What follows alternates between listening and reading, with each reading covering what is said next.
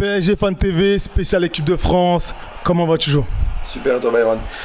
Très bien, je vais très bien. On a pris les 3 points. Un match assez compliqué, il faut le dire. Mais au final, Paul Pogba nous a délivré.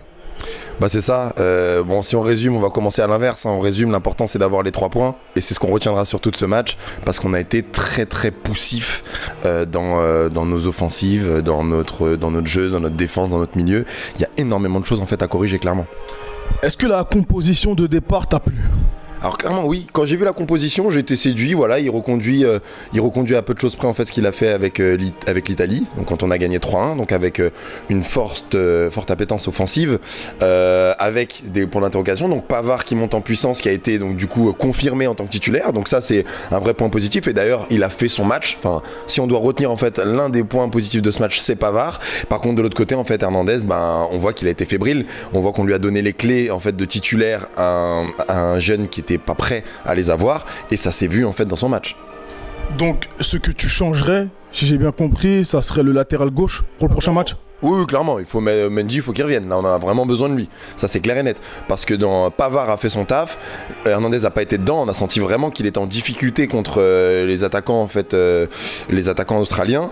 Il fait vraiment partie des soucis. Après, il est pas le seul, hein. Mbappé, notre Titi parisien, je l'adore. Il a commencé en fait de manière tonitruante en fait dans le match où il a mis beaucoup d'impact. Et à un moment, pendant un bon 50 minutes, on s'est dit putain, on a oublié qu'Mbappé y jouait quoi. Donc c'était compliqué.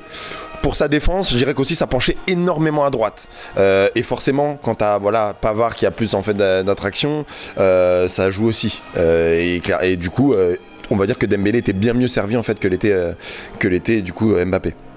Est-ce que tu penses enfin que c'est de bon augure pour la suite? Alors, on va être positif. On va regarder un petit peu les historiques de la France. On a un pays en fait un petit peu orgueilleux. On a un pays qui fonctionne en fait aussi au challenge.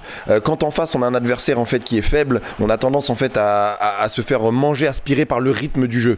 Donc, moi je suis pas surpris. Et d'ailleurs, toi comme moi, quand on a fait nos pronos, on était sur du 2-1, sur du 3-1.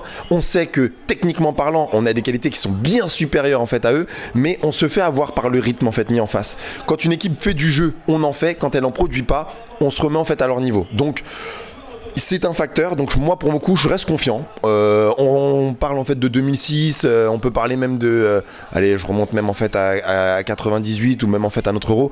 On monte souvent en fait de manière assez progressive sur nos phases de poule pour après vraiment trancher quand on est sur des matchs coup près. Donc l'important c'est d'avoir les 3 points. On sait que notre adversaire, à mon sens, on n'est pas tous d'accord, c'est le Pérou. Je pense que là il faut vraiment qu'on marque un coup pour pas finir 2e et se taper les Argentins en 8e.